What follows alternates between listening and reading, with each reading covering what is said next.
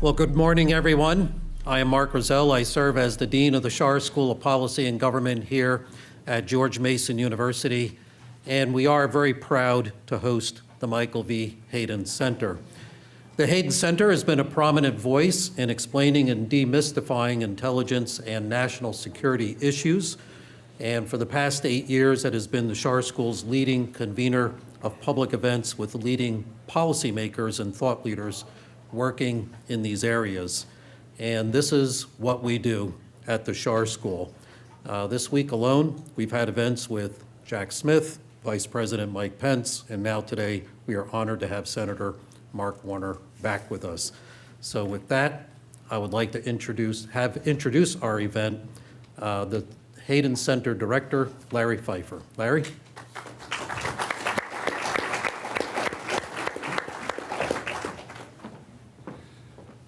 Hey everybody, thank you all for coming. I know we usually do our events in the evening, so some of you probably had to wake up early today like me, so thank you for doing that and coming on out.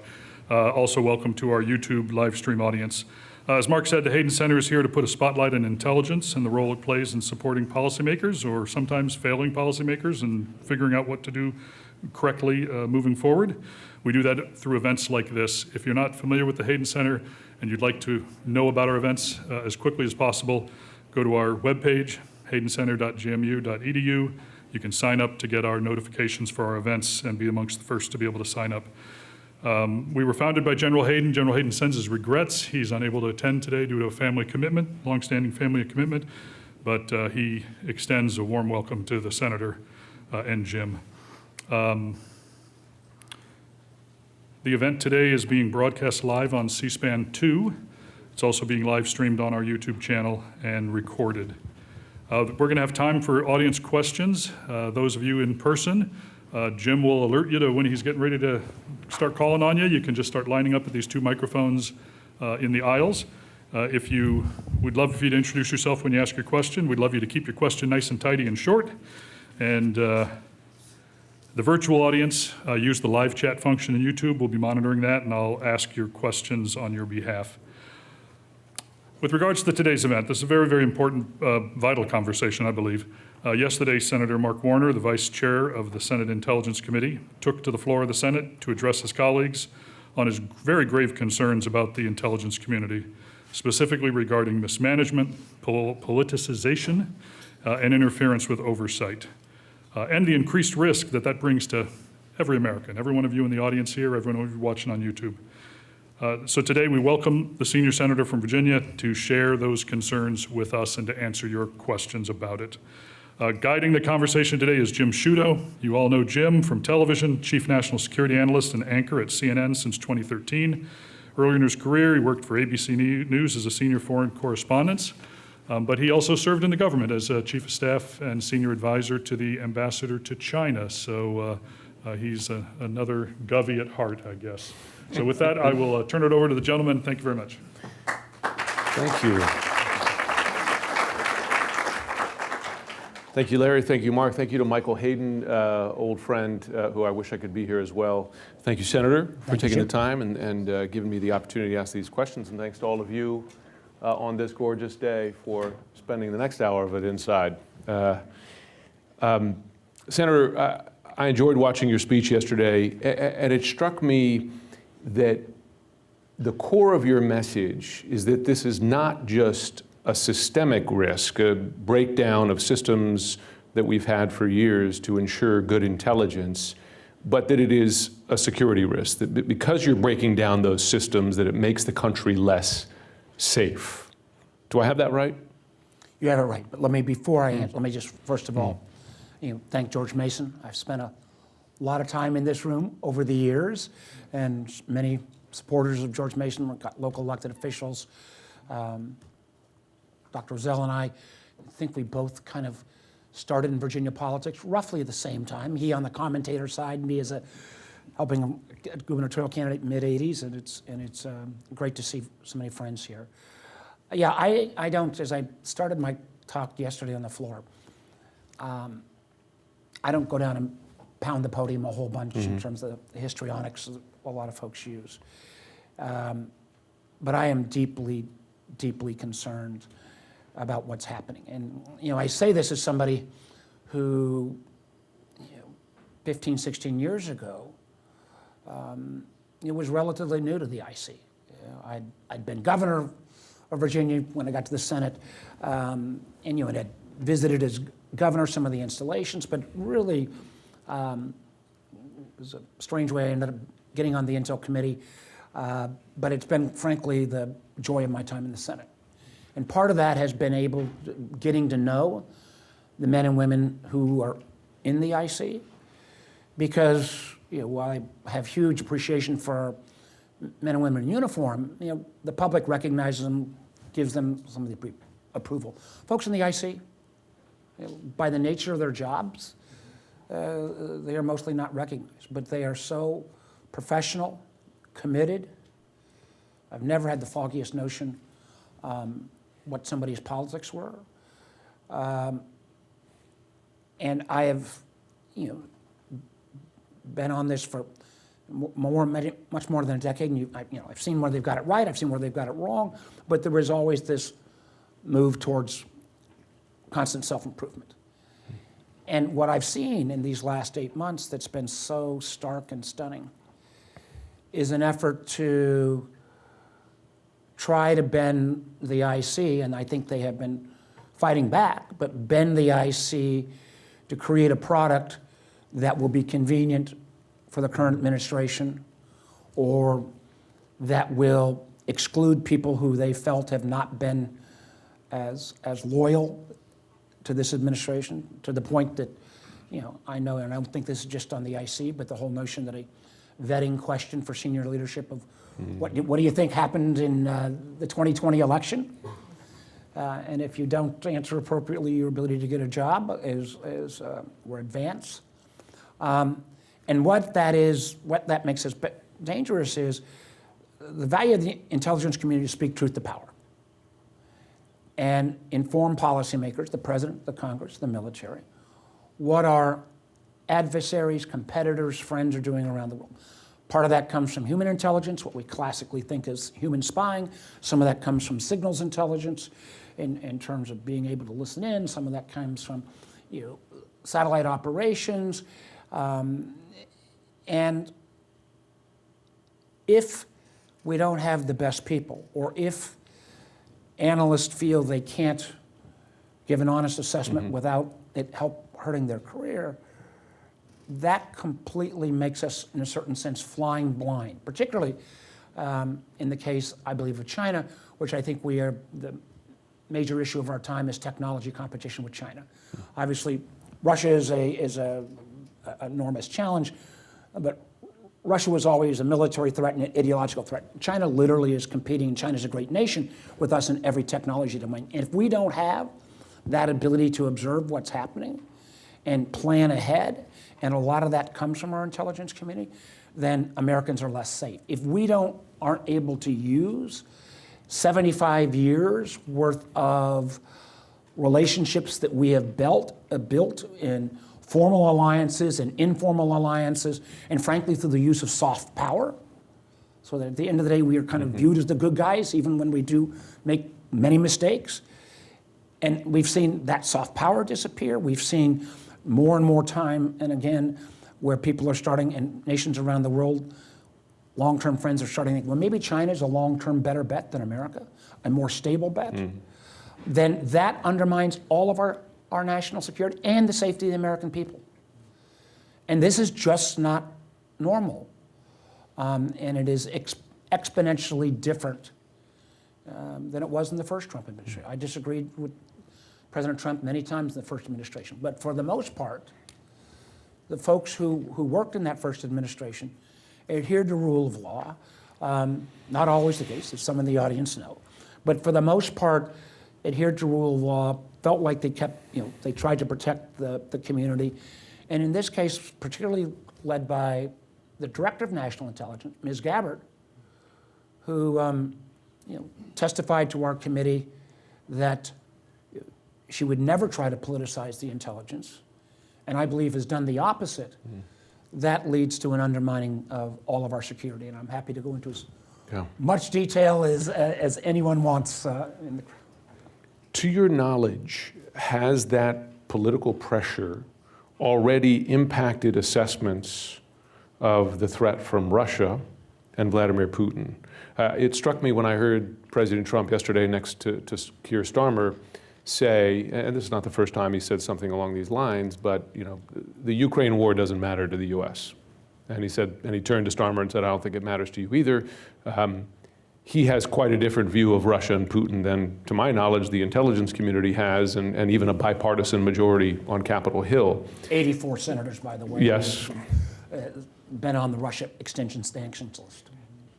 Are you aware that because of that pressure, folks inside the IC have at all doctored assessments of Putin or Russia to please the president's view? Let me go through what we factually know. Mm-hmm. And this is not just applicable to Russia.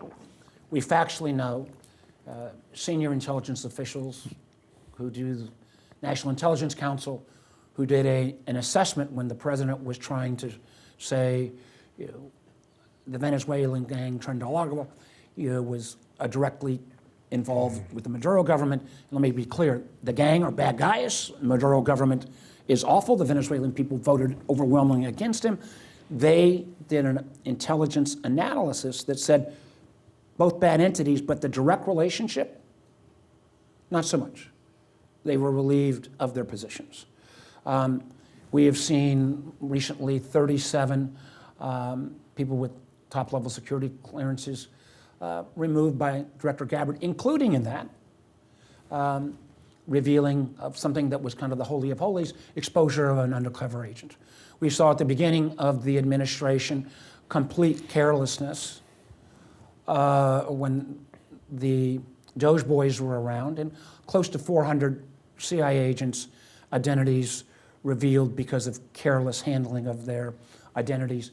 Many of those agents now not able to serve abroad or undercover because their identities have been out. We've seen in the immediate aftermath of the so-called red carpet summit for President Putin, senior Russian analysts relieved of their positions. We have seen senior officials from the president's first national security advisor to the General Hawk at the NSA, to the director of the DIA, the Defense Intelligence Agency. In the case of the National Security Advisor, Republican congressman. In the case of the NSA and the DIA, senior, still in uniform military officials, pushed out for a variety of reasons. In the case of DIA, it appears it was the case because their intelligence analysis of, we made great strides against the Iranian nuclear capabilities, but the notion that it had to fit in with the totally obliterated terminology the president used just wasn't true. All pushed out. We've seen, I'm sure we'll get to this as well, somebody that was so out of bounds, so out there on the extreme that she couldn't even get a position in the Trump administration. That's a fairly low bar. Miss Laura Loomer, who has taken no oath to the Constitution, who has a 9/11 defier, a proud white nationalist, somebody who has said some of the most racist, vile things about Muslims, proudly claimed that she helped push out the National Security First Advisor and certain people on the NSC staff, push out General Hawk, interfere with my ability to do oversight. So do I have a smoking gun that says, I know that intelligence has been corrupted? But if I would say no, but do I say, can you look at the pattern of behavior where people are having their jobs interfered with if the analysis doesn't meet whatever is the presidential moment or view from the White House at that moment? And will that have an effect? I believe absolutely, because I have had conversations with allied agency heads in their ICs saying, in effect, what the hell is going on? And with this, again, Ms. Gabbard's oftentimes appearance on Russian television, with Ms. Loomer's, I have no idea which political vantage point she's coming from, but would you share your most classified information with the United States at this point in terms of what's happening with the Ukraine-Russia war? Particularly when we've had, and this has been all in the press, and on and off again about whether the funds that have been committed to Ukraine by the American people that have been voted on by Congress are put on hold at various times for no reasons, where there is an on again, off again about how much intelligence we will share, whether it's within the 200-kilometer envelope outside the front line or beyond. The Ukrainians' frustration, at least at a private level, obviously, we've seen how the president treated President Zelensky that one time at the White House. But the Ukrainians have done a remarkable job. And for any president who feels like the war in Ukraine doesn't matter to the UK or doesn't matter to the US, one, hasn't read history. Two, remember Donald Trump said he would settle the Ukraine-Russia war day one. We are now about 9 months in, and Russia has played President Trump, I think, remarkably well. Russia is grinding away. And if anything, the guy that was supposed to stop the war day one, we now have Russia consciously or unconsciously sending mass number of drones into Poland. And any person who believes that Vladimir Putin will be satisfied with simply taking Ukraine and not thinking about the Baltics or Poland or reconstituting the old Soviet Union, I think is not a very good student of history or not a very good student of Vladimir Putin.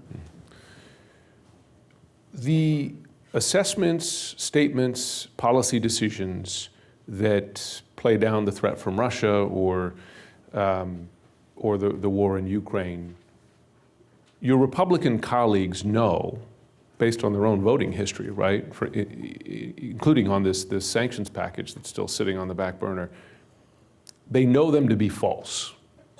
They know them to be contrary to the best assessments of Russia's intentions and so on. Do any of them say to you privately, we've got to do something to stop this, or even better, publicly, and I'm going to guess, I know just from the record that doesn't happen, but do any of them say to you privately, I'm with you and we have to do something about this? I have, sometimes the regret of some of my Democratic colleagues, I absolutely believe you got to get things done bipartisan, because at the end of the day, this is not classified information, but it's secret. Congress doesn't always get it right. So if it's bipartisan, that means both sides got to help you fix it. And one of the most, crushing things, I've been so proud of the Intelligence Committee when I was chair and vice chair now, when Richard Burr was chair, vice chair, Marco Rubio. I worked well on some issues with Chairman Cotton, but I've had, and I will raise these issues, not to try to publicly embarrass, I raise them in the confines of a skiff.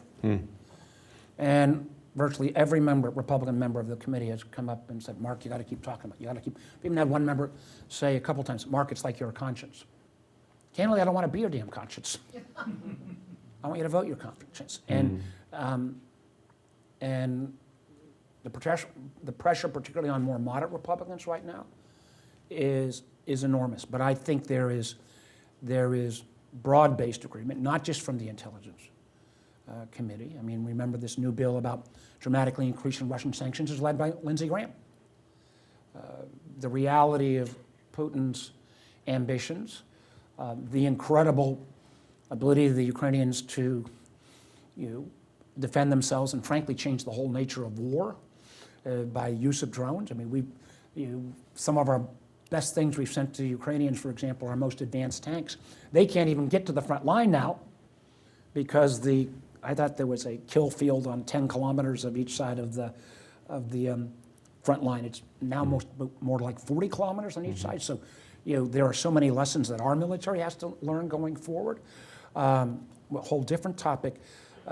But I think the vast majority of Congress, in both the House and Senate, get this. I mean, remember, the last time, that also included the TikTok ban, a bill back a number of months back, it was 80% in both the House and the Senate. Yeah. So the idea that somehow Vladimir Putin is somebody you can work with, history has proven that to be totally wrong. The trouble is, despite bipartisan votes on, for instance, or preparations to pass something, they haven't passed it, on this new Russia sanctions bill or the TikTok ban, right? When push comes to shove, they don't act, right? And on TikTok, for instance, this was legislation passed by Congress by large bipartisan majorities. And again, to quote the president himself yesterday, "I like TikTok, it helped get me elected," and is now working on a deal to have it bought here. Does the sale, based on how it's described right now, one, solve the national security threat problems as assessed, in your view, and two, do you see the solution there in the ownership structure that they're talking about? Yeah, listen, here's the irony of this. It was Donald Trump who first raised the concern about TikTok. Had become good personal friends. We were bike riding buddies. His Treasury Secretary, Steve Mnuchin, I have a great deal of respect for. I can remember we were doing a ride on a Sunday, and he was starting to deal with TikTok. I said, "Stephen, is this really a problem?" And I was reluctant. Then I did my research. Then I did my due diligence, and then I saw on just to give you one example, on like the Uyghur issue, nothing on TikTok about Uyghurs, 1,000x on Instagram or even Twitter at that point. So, it's a very popular. I'm gonna reserve judgment until I see the details. But it was ironic that it was Trump that first raised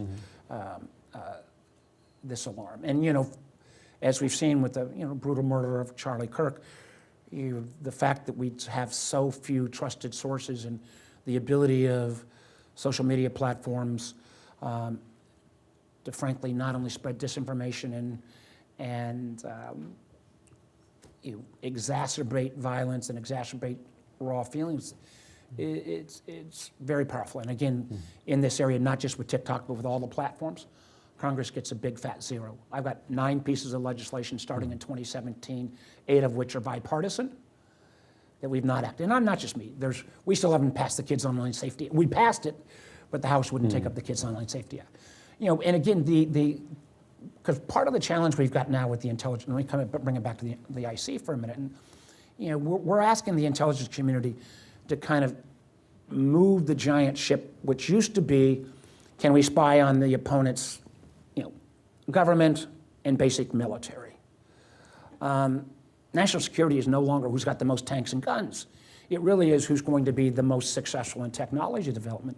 And so trying to move the IC to look at Huawei or in China, a company that probably none of you heard of that you will be on your lips for the next couple of years, BGI, Beijing Genomics Institute, because what China is doing with bio and AI. Moving the enterprise to say, how do we look at things that used to be viewed as kind of more on the commercial side, where we are in huge competition, particularly with China, but with nation states around the world, is going to require a huge amount of effort, and the IC has been a bit slow. But what young person, because these people do this out of mission for country, because they take an oath to a constitution, not to a political party or a president, which young person is going to say, you know what, I'm going to give up X dollars to not go work at a tech company, to go be an analyst at CIA or at NSA, if you don't make your analyst fit whatever happens to be the political talking points of the day, you're not going to advance.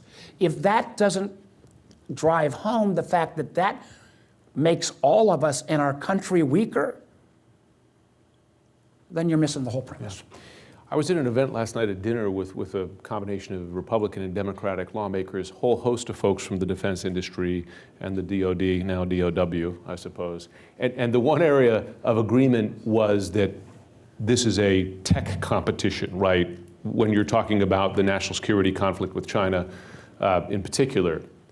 That said, when we talk about political influence, we see that influence that space as well. I'll just give an example, and I'm sure you know him and dealt with him, but Doug Beck led the DIU at the Defense Department, comes from Apple, had good relationships, just got pushed out because he had donated to the Democratic Party. Do you see that space of competition being influenced by the same kind of pressures you're seeing in the IC? Well, I know Doug. Doug, I think he was quite good. And they are literally going back on some of the people excluding a $50 or $100 contribution made a decade ago. Yeah. There has never been, to my knowledge, that level of litmus test. Frankly, not just from Democratic, but from prior Republican administrations. Yeah. So, and the thing that has constantly amazed me is, this is just not the way we operate. This has not been the case. I mean, see Andy McCabe in the front. This is not just with the IC. Look at what's happened at the FBI. For example, the president, when he celebrated the capture of the terrorist who was involved in the bombing as we were leaving Afghanistan, and got a great applause line at the State of the Union. Mm-hmm. What he failed to say was that FBI leader had been pushed out in the first few weeks of his administration. Wow. And the fact of the matter is that, number of FBI agents that are being, frankly, pushed out because they followed the law and whether they chose to or not, actually investigated the January 6th insurrection. Yeah. And that is grounds for firing. How this affects us as well. One of the things, again, under both Democrats and Republicans, including Trump's first administration, we realized that cybersecurity was a growing threat. CISA, with the Cybersecurity Agency, was actually formally stood up under Trump 1. We're not perfect, but it has been, in Trump 2, been decimated. Other cybersecurity expertise has been cut back, and as we think about this technology competition, with the amount of intellectual property that's being stolen on a regular basis, one of the advantages of China. China's got great research and great investment. They also steal $500 billion a year of intellectual property. That's a nice little boost to their economy. And if we don't have cyber protections, and perhaps in a way that's also, again, things we need to think through. In the first couple of months of this administration, people would often ask me, do you think we're going to have elections in 26? Do you think we're going to have elections in 28? And I would kind of say, guys, come on. We got differences, but let's not go over the top. Mm-hmm. When people ask me those questions right now, I got to, I hope and pray we will. And we've got an election in 25. The early voting started today for Virginia gubernatorial race. But when we see assaults against all parts of our democracy and free speech, and when you've got the government deciding we're going to yank your broadcast license if you criticize the president, this is not regular. And again, this is so counter from the first term. In many ways, the first Trump term, after the 2016 Russian intervention, and we never said they collaborated with the Trump campaign. We did say they had a bias. Mm-hmm. But the first Trump administration did a damn good job on election security in 2020. Now, all of the mechanics of that election security is frankly being broke down. Most of the election security outfits across the intelligence community have been dismantled. Again, oftentimes led by Tulsi Gabbard. And if we don't keep our elections safe and secure, or if you see all the rabbit holes where we've seen cases brought against some of the voting systems and others. We got to make sure the voting systems are safe. But most of these have been thrown out by the courts, and you're dismissing your election infrastructure. This is not normal times. Is the effort to take away those protections from particularly foreign election interference because members of this administration don't see that as a real threat, or, and this is a difficult question, because they see potential advantage? Even with all I'm seeing, I'm not going to go where that leading question led me. It's not a leading question. President Trump was asked in his first administration by George Stephanopoulos if he got information from a foreign power, would he take it? This was in the Oval Office, and he said yes. The election threats from Russia, China, Iran, to a much smaller extent, but an extent North Korea, have not disappeared at all. And if we take down our guardrails, and frankly, the level of disinformation, the remarkable thing, in 2016, Russia had to create fake personas, oftentimes driven by by someone to appear to be American, to say crazy things, and then amplify that. Today, they don't have to create those fake personas. You can simply amplify actual American voices on either end of the extreme, or you can do it at a level of bots that make 2016 look like child's play. And as we go into an age where AI is going to continue to grow at exponentially fast rates, how does anybody find what's true versus what's not true? And I can assure you, interfering in an election is a hell of a lot cheaper than building an aircraft carrier. And if we don't acknowledge that and recognize that, and then if we don't have this comes, or it all brings it back to the intelligence community, if we don't have an intelligence community that is pointing out, here's what the Chinese MSS are doing, or here's what the Russians out of one of their various security agencies are doing, we as a country are made less safe. And I do think there is among some, an unwillingness to acknowledge that very real threat. I have seen, and again, as we saw, if we go back to the 2020 election, Chris Krebs, who I thought did a great job at CISA, got fired for saying it was actually a safe election. If that was 2020 and now you take that 10x in 2025, I don't care what political party any of us belong to or where we fall on the political agenda, but if we think that the notion of representative democracy with free and open elections, with free speech, if this doesn't worry you, then again, I don't know what will. News today that U.S. attorney who did not find cause to investigate Letitia James, New York State Attorney General, was fired. What's your reaction to that? Well, my reaction is that, my dear friend and partner Tim Kaine and I, when President Trump won this second time, we realized, he won. They get a choice. We have a chance to, vet our U.S. attorney candidates, but they have to be acceptable to this White House. They have to be conservative. They have to be Russian. They have to be a faux pas there. They have to be conservative. They have to be acceptable to Republicans. And we think we have found two great candidates. One, somebody who'd been very active in Virginia politics for the Western District. Two, a career official. And the Trump administration, the White House came back and said, Senators, thank you so much. You're the first state to move forward. This is an example of bipartisanship. Because people, they haven't had their full hearings. They were put in on a temporary basis in both cases. A couple months back, the Western District Attorney abruptly resigned. I'm not going to go into my conversation with him, but I think he was doing the right thing. And now the Eastern District Attorney, a U.S. Attorney, a very, maybe next to the Southern District in New York, or the U.S. Attorney in D.C., one of the most important, appears to be pushed out. So, because the question we asked were candidates, and all of them were, we understand, you work at the you're going to work for this president, but at the end of the day, will you stand up for rule of law?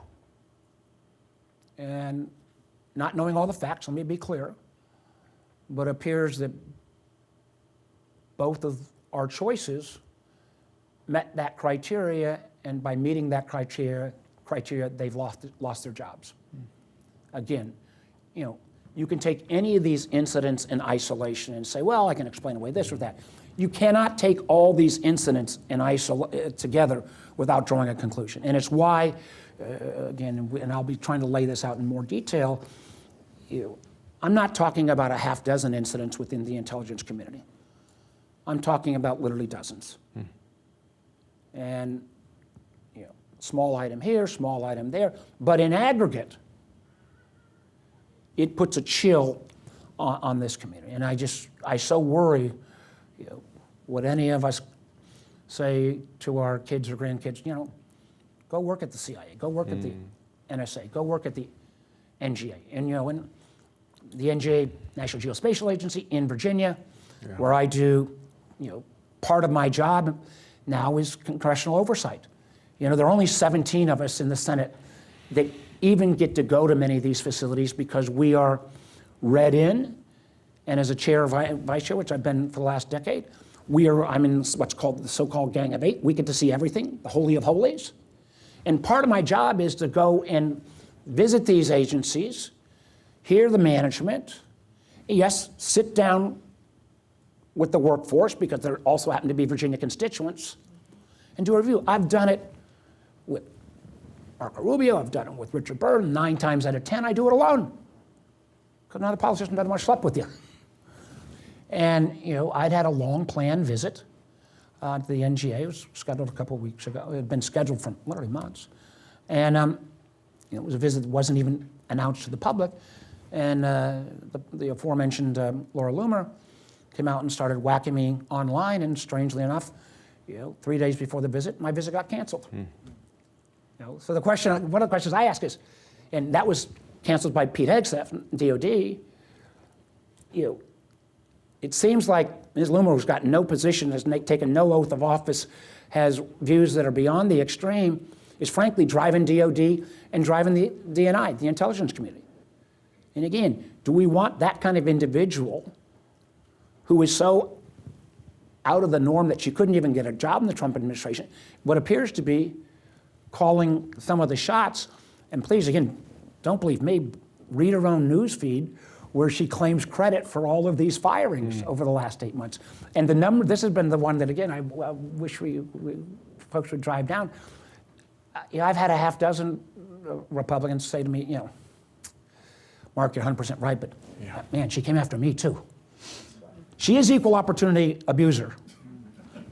But you take away the ability to do oversight, you take away the ability to do oversight, and the intelligence community could at times go into excesses. The only reason we have the intelligence committees is because of the findings of, showing how old I am now, the church committee's reports into activities in the 50s, 60s, and 70s where the IC didn't have any oversight. You take that away, and particularly if you have leadership that is pressuring people to cook the books to fit a political agenda, and that makes us all less safe. Yeah, I've had more than once, I had a Republican congressman tell me recently that he differed with the president on a key issue of national security. This congressman, a veteran, military veteran, and he said, I can't say that publicly because I would lose my seat. It's not, and those stories are not uncommon. Do you, and people ask me this because there's a commonality among the pressure that we're seeing applied to the IC, to prosecutors, to university campuses, to the news media, to law firms, the long list, get in line or be penalized. Do you see profiles encourage? I mean, the typical format is folks will criticize once they decide not to run, right? Or they've already been voted off the island.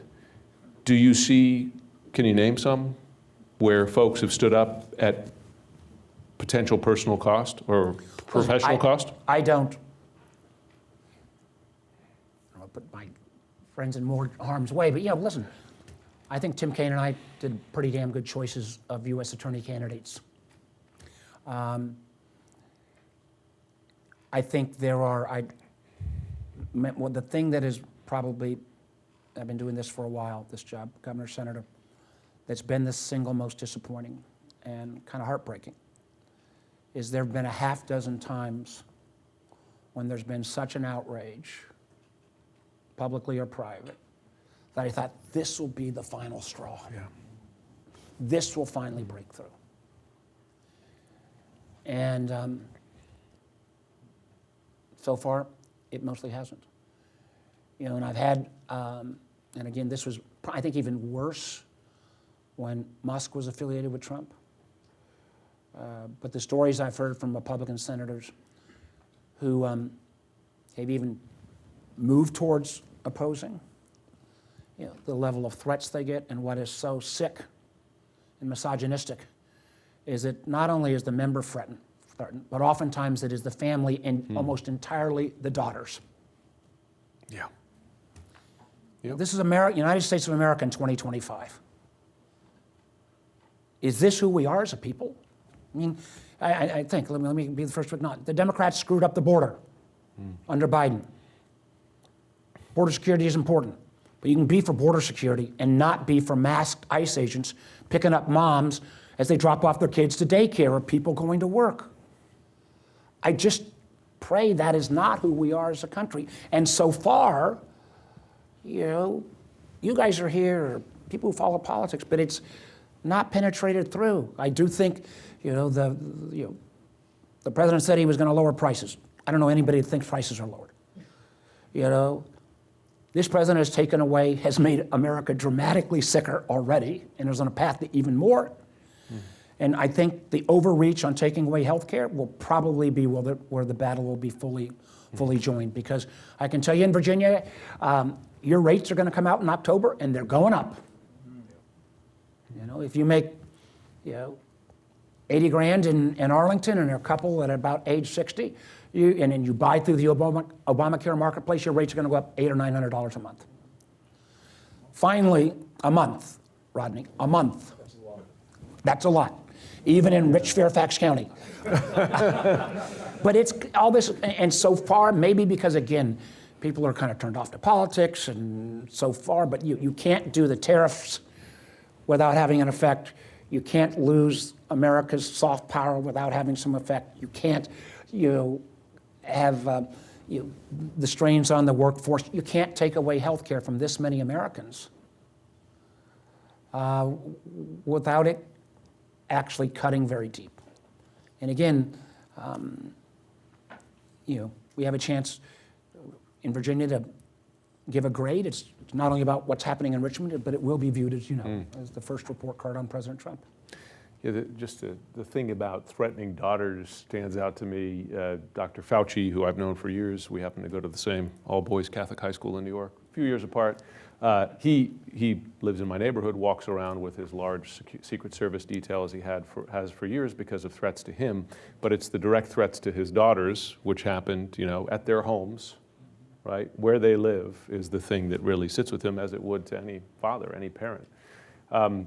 I have one more question, and I want to go to the audience. A lot of smart people here have a lot of things to ask. Do you believe that the Democrats, yourself included, have put up a credible opposition to what you see as the excesses of this administration? And given that you have a government shutdown fight coming here, is shutting down the government potentially worthwhile? And then a related question is asking for those ACA premiums enough of a sort of line in the sand for Democrats, or do you think that you need to show stronger opposition? Listen, do I think in the first few months Democrats were disorganized and reeling? Yes. Do I think we have sharpened our opposition? Yes. Do I think that we can say to the American public, okay, we're just going to continue to presume that things are normal? Absolutely not. And we in Virginia, who've already taken it on the chin disproportionately, the number of federal workers we've lost, the ability to have, again, we didn't get to what the president did in terms of taking basic rights away from federal employees in terms of federal unions, what we've had happen with our universities under threat, our school divisions, our 5 local school divisions under threat right now in Northern Virginia. What I hear from Virginians, though, is they're prepared to join with me in making the comment, this is not acceptable. And the fight, I think, against a president that has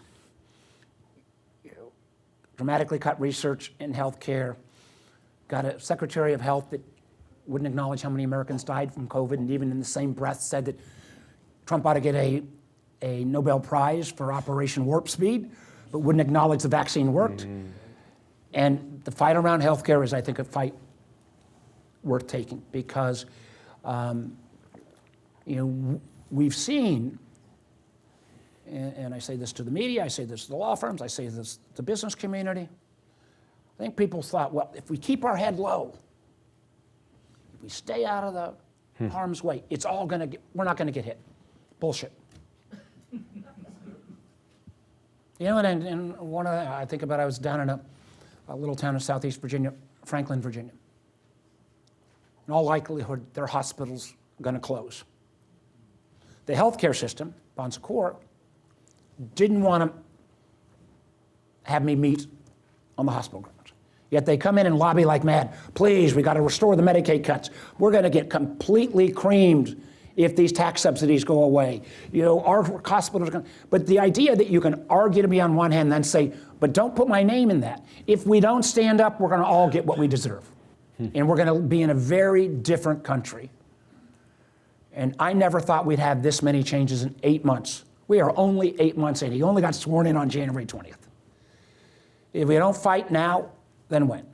And how many more norms are going to be broken through? The thing, and I'll come back to the IC again, you take these genies out of the bottle, you can't fix them overnight. If we say to suddenly, okay, Canada, everything's fine again, and I have to acknowledge my mother's family came from Ontario, it's going to be a hell of a long time before Canadians start buying Virginia bourbon. Yeah. It's going to be a hell of a long time before our friends and allies around the world are going to say we can count on America again. It's going to be a hard time.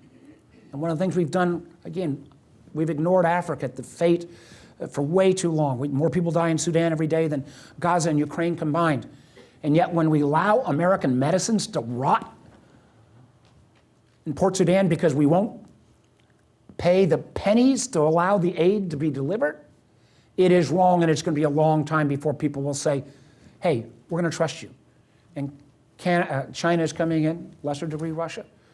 So these are things, even with the reversal of policy, the norms are broken. If you suddenly say it's okay to bend your analysis slightly, because it's going to curry favor with who's ever in the White House, simply changing policy, how do we change people's mindset back that we're going to, frankly, trust each other, that this is a country of extraordinary potential, that we can do everything?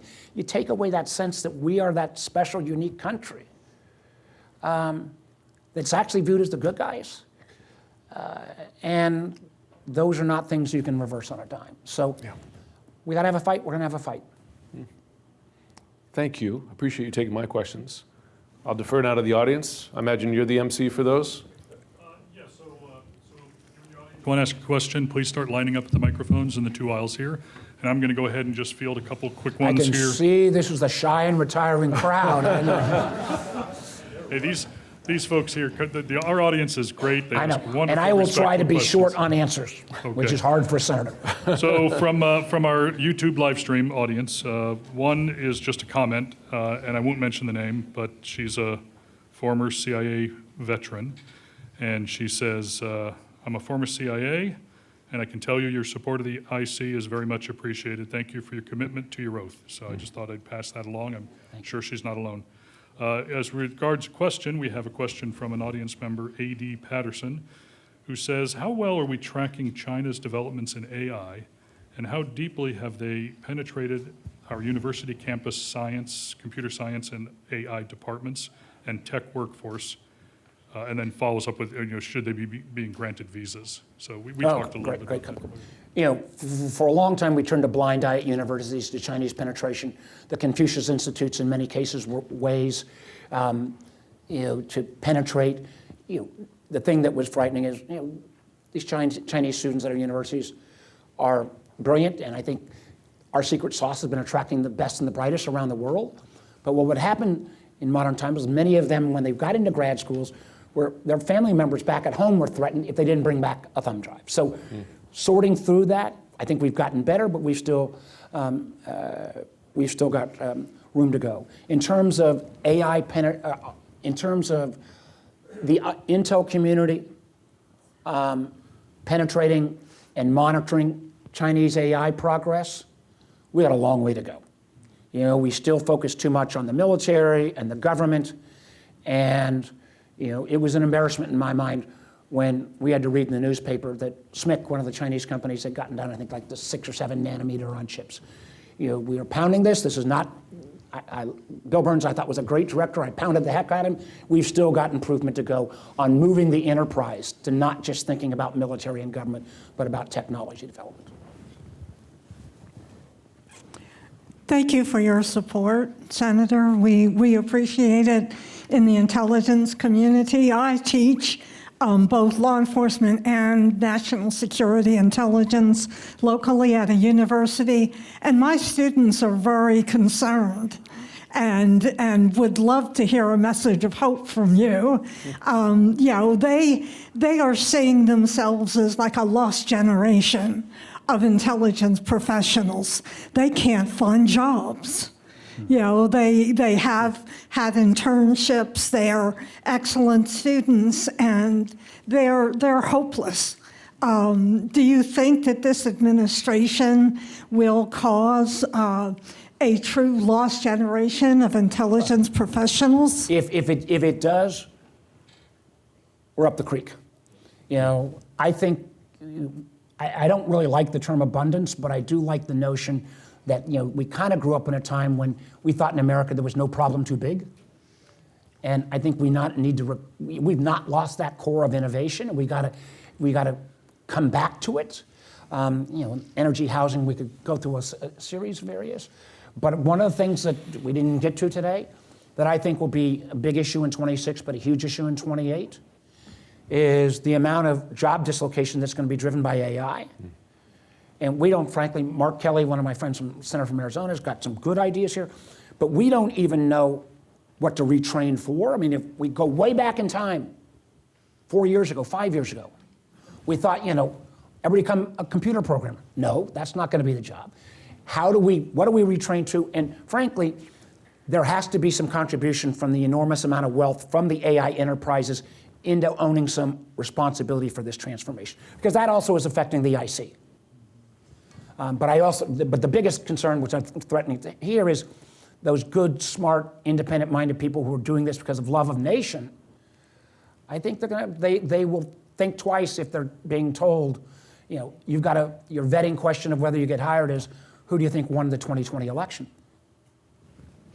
Thank you. Good morning, Senator. Gabriela Grabowska, senior in the Shar School from Ukraine, former congressional intern on the House side. So you mentioned Russian drones in Poland, but not many know that this is not the first time that Russia is invading the Polish airspace. In December 2022, we had 2 civilians from Poland killed. Then in November 2023, if I'm not mistaken, it was a missile. Now drones, which is a much bigger test from Russia. Having it been the Democratic leadership in power right now, what would an appropriate response be to this? Without escalating the situation to a full-scale combat in Poland, but also without letting Russia continue violating the international law like this. What will your party do? Okay. Well, first of all, it's not just been Poland, it's been Romania as well. And Poland has called for the Article 4, not Article 5, where you've got to do consultation. I think what would have happened, and I think it would have been accepted by the vast majority of Republicans as well as Democrats, because I've seen even the most conservative parts of my state, I don't see any kind of love affair with Russia going on. I think we would have continued to supply the Ukrainians with the material they need and given them the intelligence, because they have been able, Russia has a lot more assets, but a continued flow of military equipment, I think would have bought them the time and space to get to a negotiated settlement. But when you cut that off, you know, it's extraordinarily difficult. But you can't imagine the Ukrainians last year domestically created about 2.5 million drones that are commit 4 million this year. What is going on in Ukraine in their supply chain is absolutely mind-blowing. And I still hear American defense contractors come in and say, oh, Senator, we got a great new drone. We brought it down to $18,000 a copy. Ukraine's talking about drones at $300 to $500 that they iterate 400 times in a single year. The whole nature of warfare is changing. Ukraine is leading the way. We need to support Ukraine, but we need to learn from Ukraine. Good morning, Senator. I'm curious to hear your thoughts about some of the conversations that are happening in government spaces about how the administration is considering privatizing large parts of the intelligence community to avoid things like intelligence oversight or civil liberties protections like EO 12333, using companies like Palantir or Z, formerly Blackwater. Yes. The IC has always used, contractors. I don't think we're going to move away from that. I do think some of those companies I wouldn't characterize as negatively as maybe you would, but that's what the role of oversight is. And without a healthy, robust oversight, if the bad presumption that you're making is happening, we're not going to see it. So we got to do our job. And I will tell you not every one. The Blackwater, you got plenty of examples. There's, and we've obviously got a lot of contractors in Northern Virginia. The vast majority of the contractors in Northern Virginia, many of them former military, I think have a deep commitment to our country as well. Hi, Senator. Thank you for being here today. My name is Jack Potter. I'm pursuing a master's in public administration here at the Schar School. I had the pleasure and privilege of interning at your Richmond office in spring of 2022. So it's good to see you again. Oh, you're going to sound like you're a biased questioner. Not at all. So, or you can say, why did you give me such a crappy... I'm not giving you a softball. Okay. My question is, to what extent do you think that the broad war powers delegated to by Congress and permitted by the courts to the executive over the past few decades have helped to incentivize the politicization of intelligence, which my premise being that given that a president knows that they can produce, if they can produce even the vaguest impression of an emergency or national security risk, they can take sweeping actions internationally outside much of the U.S. legal framework to help shape the domestic narrative. You're right, and I want to compliment again my friend of, 47 years, 48 years, Tim Kaine, because he's taken the lead on this. Congress needed to restrict the War Powers Act. We've got close a couple times. I'm prepared to continue to be his wingman, and we can see this case in point right now with what's going on off the coast of Venezuela. I don't know if these boats are for sure being manned by, drug runners. And normal international law of the sea is you're supposed to shoot over somebody, actually try to catch them, and if you caught them and they're all drug dealers and there's tons of drugs or fentanyl, wouldn't that make our case much better? So, you're a good intern, and that was a good question. I'm going to give Tim Kaine the credit. He's the lead, and he's right. Yes, sir. Hello. Sorry about that. Still getting used to the microphone here. Hello, my name is Anderson Miles. I am an alumnus of the National Security Program, class of 2024, an early career professional in the intelligence field. Senator Warner, I want to ask you, some critics argue that the president's direct control over the intelligence community risks politicizing and weaponizing intelligence operations, including collection, analysis, dissemination, and covert activities, in ways that could undermine democratic norms, weaken oversight, and threaten civil liberties. Others caution such rhetoric itself can erode public trust in government institutions. From your perspective, are these concerns overstated, or do they represent a real risk to the functioning of our democracy? I think your premise is correct. I can't, Jim asked me, do I have a smoking gun? I don't have a smoking gun, but I've got all of these incidents where people have been demoted or pushed out, not based on performance, but based on refusing to bend the knee. I have many examples of allied services who are concerned about sharing in the way we used to, because particularly vis-a-vis Russia and Ukraine, Lord knows where it may end up.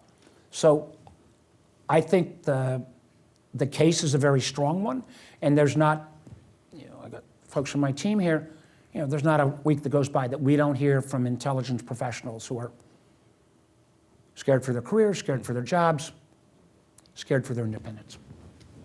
The author of I Am Not Your Enemy, Reality Winner, was the person who leaked the information about the cyber intrusion of the election systems. And she didn't know that it was just an opinion, that it was trying to influence the elections. But she got 5 years in prison for that. So there's another author of the book, Redfield's Warning, Robert Redfield, who says that the COVID was made by a spy scientist, Peter Daszak, and Chinese woman, Shi Zhenli. And Reality's book is out now. Dr. Redfield's book is coming out 24th of October. So Trump and President Xi are meeting. You think they should agree to give up their two spies? Sidney Gottlieb was the most notorious spy. The Church Committee investigated him. He invented date rape drugs and all different kinds of assassin drugs and stuff. He skated. The Terry Gross on Fresh Air had a really good interview with an expert. Well, let me just, I'll try to read the book, sir, Mr. Redfield's book. I will say this, the actual origins of COVID, I'm not sure at this point. But, so continue to investigate that. But it again is a statement.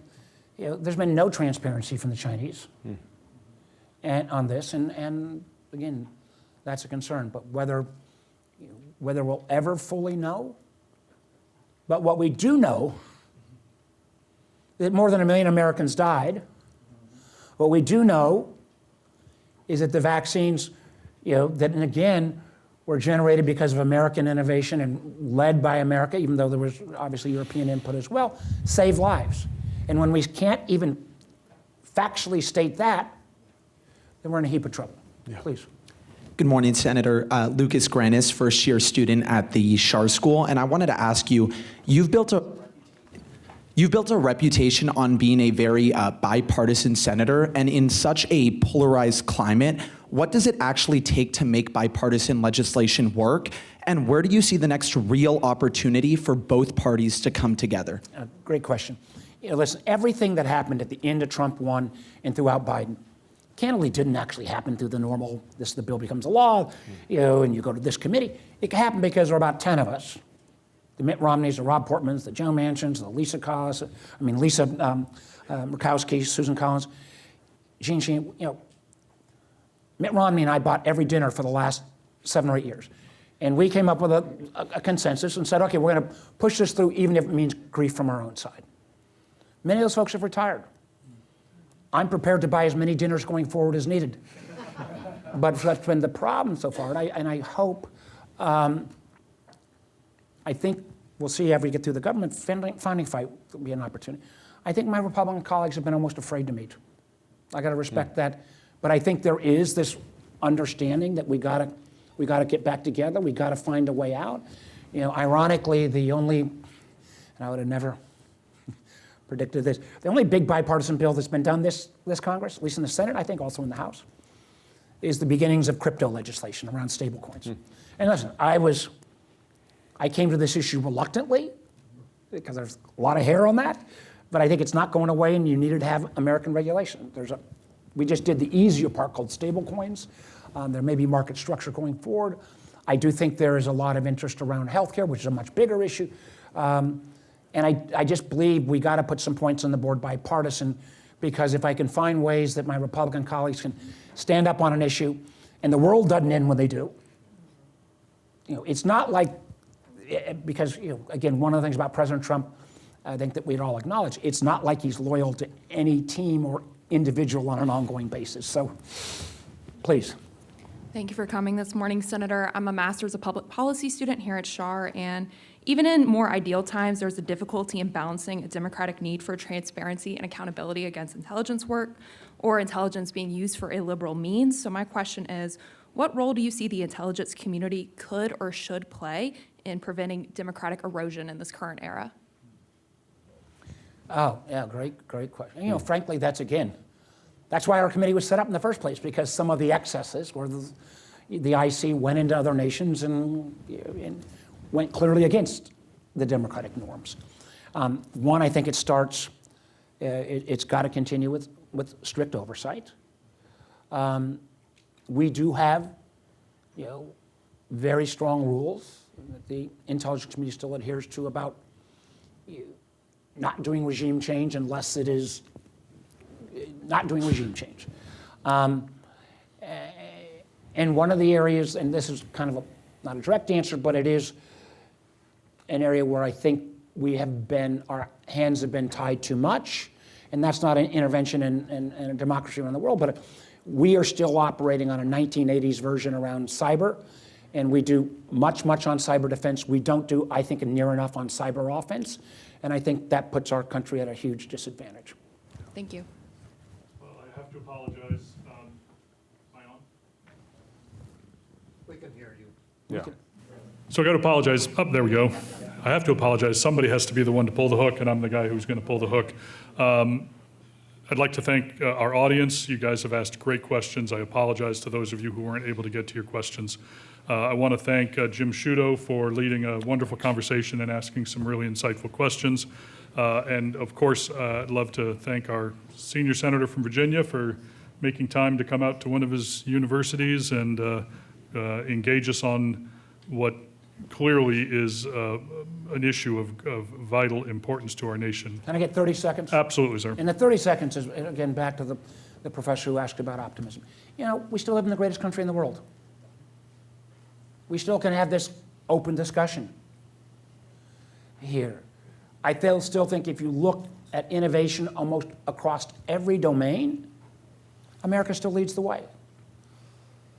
So is this tough now? Absolutely.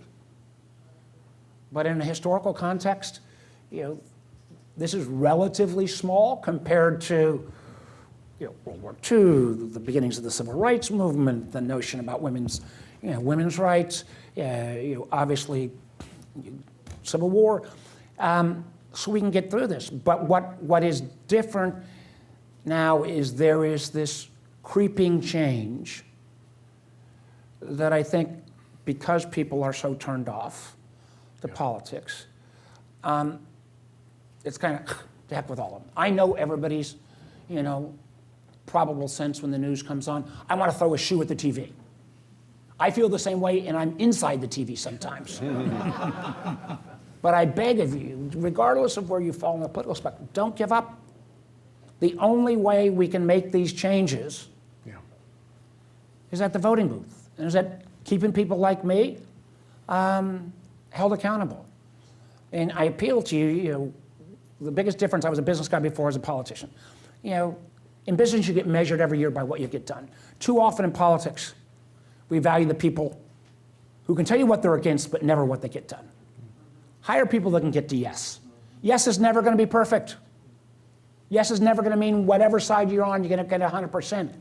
But the only way we fail in this country is if we don't keep moving forward, trying new things, getting to yes, and at the end of the day, preserving what is the quintessential American, frankly, in this experiment in democracy.